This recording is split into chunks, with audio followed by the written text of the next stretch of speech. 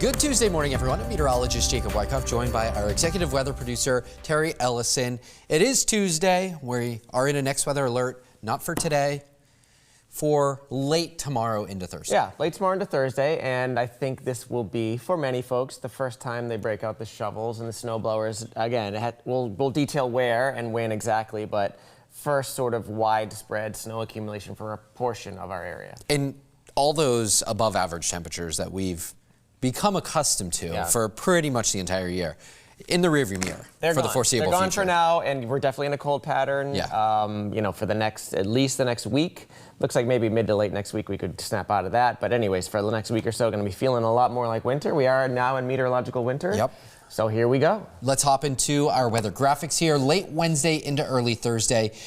We should caveat this that, as Terry mentioned, this will be the first sort of widespread snow event, but it's mainly rain at the coast, really kind of Boston, as you have any sort of ocean influence right along the coastline. This is going to be a mainly rain event. Light snow accumulations inland. The shovels will probably be needed as you get into some of the higher elevations. That's where we would likely see those higher totals. This is what it looks like outside right now. We do have mostly sunny skies. You know, on my drive in, it was a really sharp line through really the Mass Pike and south. You saw the clouds, you look to the north, you saw full-on sunshine, and sunshine is building in from the north to the south. We have cold air, though, across all of the Great Lakes. Yeah, and as you can see, so if you're wondering where the storm is, it's right up north of North Dakota. We should have widened this out a little bit more, but this is what we call an Alberta Clipper, named for obviously where it emanates from, where it comes from, which is the province of Alberta up in Canada. And it's honestly, it's been something that Eric and I have talked about quite a bit. We haven't had a lot of Alberta Clippers in recent winters. An Alberta Clipper is kind of like it's a fast-moving storm that sort of zips right from Canada down through New England, many times with a little bit of a reformation south of here. And, you know, it can bring a quick hitting snowfall, and it's sort of like those are like the olden day storms. We haven't had a lot of those, so this is kind of a throwback in a way. Usually they're dustings. It's hard to get significant snows from Alberta Clippers, especially early in the season where you don't have just really intense cold already. If we get an Alberta Clipper in the middle of January, this would be a little bit of a different story. But as Harry mentioned, there's that center of low pressure through Alberta, north of North Dakota, dipping through the Great Lakes. It's going to bring some snow tomorrow through parts of the UP of Michigan, into Minnesota, and then as it gets closer to us late Wednesday night and into Thursday, we get sort of this elongated low, sort of another area of low pressure that forms to the south of New England. And as that system kind of wraps up a little bit, it will dump some snow north and west of Boston, rain for Boston, and then it finally lifts on out of here. Yeah, so really quick mover. You know, we're talking about 12 hours or less of rain and or snow. So let's time it out a little bit better here. So 10 o'clock tomorrow night. I would say that anytime after dark tomorrow, especially north and west of town, you could see a few drops or flakes falling, but it really gets going after, say, 8 or 9 o'clock. And again, mainly rain. It's the I-95 corridor east, and a mix right along that. The tricky part in these storms is from like 495 to 128. That's sort of like, you could see that mix zone, sort of the pink line waffling back and forth. If there was an area of uncertainty of as far as what type of precipitation you would get, that would be it. Yeah, and then anything west of 495 and in many cases west of 128 will be mainly snow. Here you can see Thursday's morning at 7, so the morning commute on Thursday probably not great. Not great. You know, again, wet to the east and, you know, more white to the west, and then a few snow showers on Thursday, but basically it's wrapped up by, the majority of the storm is wrapped up by 9, 10 a.m. Thursday. Right. It's mainly an overnight event, dipping into the morning commute and then sort of wrapping up as you go later into the morning. So as far as the timeline goes, you notice a lot of green there for Boston. That would be rain, perhaps even some moderate showers into the overnight hours as the bands kind of swing through. But as soon as you go north and west of town, you start out as perhaps a little bit of rain, and then that will perhaps change over to a mix to snow. It may not be quite as linear as this shows it. Again, so I think I plugged in Bedford, Mass for this one, but basically anywhere around the 128 to 495 belt, so think about Lowell, Marlborough, Westford, you know, you could be raining 1 minute, it comes down a little heavier, it could maybe come down to some snow. I think it trends more towards snow later in the storm. But that's why trying to get an accumulation or try to forecast an accumulation in this area is really tough. And of course, the further west you go, this is out in Worcester, it's basically a snow event.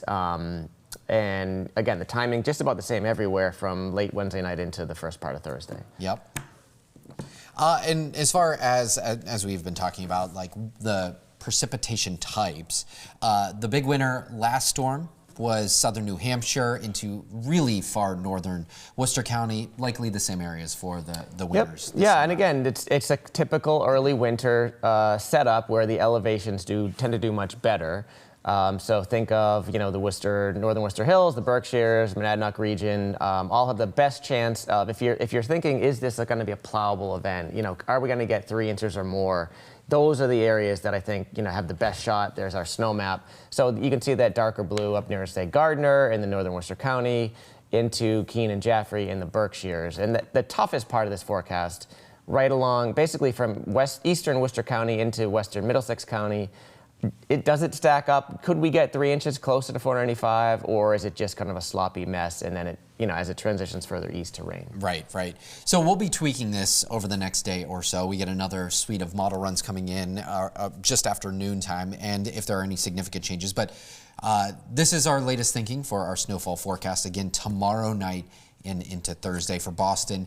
I think there will be some wet snowflakes that mix in. Yep. It always sort of happens, but accumulations this time of year with this type of system are hard to come Pretty by. unlikely. Yeah. So I would say if you're west of 128, west of I-95 corridor, have the shovel handy. You may need it Thursday morning. If you're 495 and west of that, definitely want the shovels handy. Yeah. Maybe even, throw a little gas in the snowblower, give it a pull today or tomorrow. Test it out. Make sure the oil's fresh. Certainly up in northern, and if you have any elevation into Worcester County, I would say it's probably going to be a snowblower type storm and a plowable type storm out that way. But after the storm comes through, here we go again. Here we go again. We get this blast of cold that arrives, perhaps the coldest air that we've seen all season, arriving, kind of reinforcing itself into the weekend, that we could see our overnight lows in the middle teens as we wake up on Saturday morning. It's definitely going to be chilly stuff, but that cold air mass is going to be around for the end of the week and into the weekend. Yeah, and we're talking highs on Friday, 30s for most. There may be even northwest where there's a little bit of snow on the ground, and places like Worcester County, they could be stuck in the upper 20s on Friday. So definitely probably the coldest day yet, and the wind will not help the situation. Yeah, so starting Wednesday, stretching into Friday, there will be some pretty breezy conditions. I think Thursday is when we'll really start to see it picking up out of the west with that Alberta Clipper. It's not a nor'easter, so northwesterly wind heading into Friday, as Terry mentioned, like just a reinforcing shot of cold air. You add 25 to 35 mile per hour wind gust. Even though air temperatures may be in the mid-30s, upper 30s for Boston, it's going to feel quite a bit cooler. Here's some of those sample feels like temperatures. Friday morning. Been a while since we've seen single digits for those feels like temperatures, teens for Boston. The kids are definitely bundling up as they're heading to school. No shorts allowed this time. Yeah, right. Yeah, it's been probably since, I don't know, late February or March since we've seen anything quite like this. So it'll definitely feel as you walk out the door Friday morning. You'll feel it, and even during the Friday afternoon, we're still talking teens. Yeah. Wind gusts 20 to 30, air temperatures, and probably low to mid 30s in most areas. So. A very sort of wintry feel on Friday, and then even into Saturday. We still kind of keep it up. The wind should be dying off a little bit as we go through the weekend, and we will moderate, as we'll see in a little bit, by Sunday with the temperatures. But absolutely, definitely a chilly weekend ahead, and it's not unusual. It is December after all. It is December indeed. Yeah, so we go from average highs in the middle 40s to the upper 30s over the next month. We do pick up some okay snow. Keep in mind, last year we had just about 9 inches of snow, and our average for the season. But for the month of December, Boston usually averages 8.7 inches or so. So we'll see if we can get some measurable snow. It's been hard to come by. We also, these are the toughest, I feel like, opinion time, soapbox time. These are the toughest days of the year because the sun rises so late in the morning, sets so early in the afternoon. Our days becoming shorter and shorter and shorter. We're only, though, a couple weeks away from the solstice, where we start gaining back that time. Yeah. So that's my Things are little going to be going up soon. That's my silver lining in the entire conversation.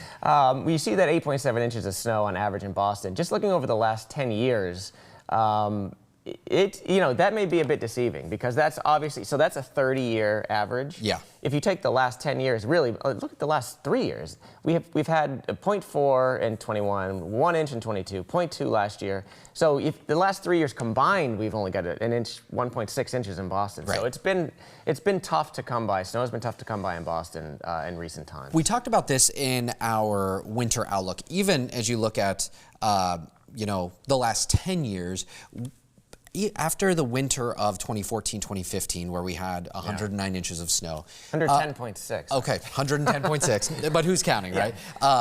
After we had so much snow, we're kind of switching to a much drier pattern where we will get a big shot here or there, right. But the trends of our snowstorms are much, much lower. And I think December really shows that. Our winters haven't really started until Martin Luther King holiday in the middle of January. And you're already sort of a month into winter at that point. Yeah, we've had very slow starts the last several years, and then it's just hard to catch up. And it's not only that. I mean, with climate change and whatnot, it's just harder and harder with warmer ocean. There's a whole variety of reasons why it's harder to get snow in Boston now. But there is some hope, I think, this year. We've already seen it in a La Nina winter for northern New England. Yeah. And frankly, we were just seeing, I saw Wachusett is opening Thursday, which what a great day after. They'll probably get 3, 4, 5 inches of additional snow there. They're making snow already.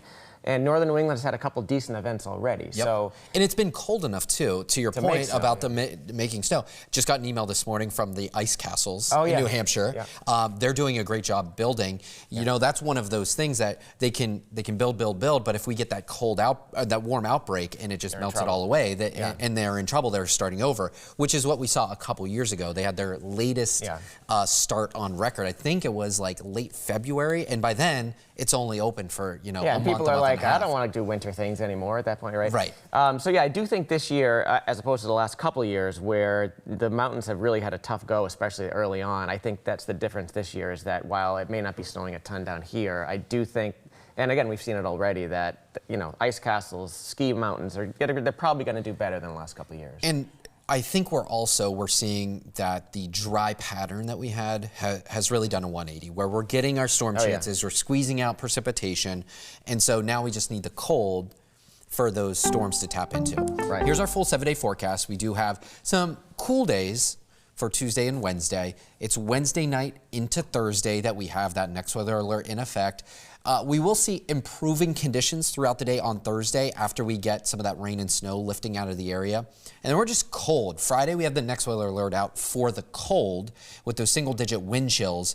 Saturday and Sunday, look at some of those overnight lows. You're talking middle teens, upper teens for the overnight lows. It's just a kind of chilly stretch. The entire 7-day forecast will be basically below average. Yeah, not a terrible weekend, but a fairly typical maybe mid to late December feel to the weekend. So if you're thinking about heading out you were at the Snowport last night. I'm sure that'll be a popular spot this weekend. Bundle up. It'll be chilly, but again, it is December. So I would recommend if you are heading to the seaport, to Snowport, that you do timed entry. It can get very busy. So they have an app, the Seaport Insider app. Go there, get your timed entry, so that way you're not waiting in line forever. Good advice. Okay. So we appreciate everyone tuning in. We'll be tracking this storm as it approaches and moves through tomorrow night into Thursday. For now, have a safe and enjoyable Tuesday, everyone.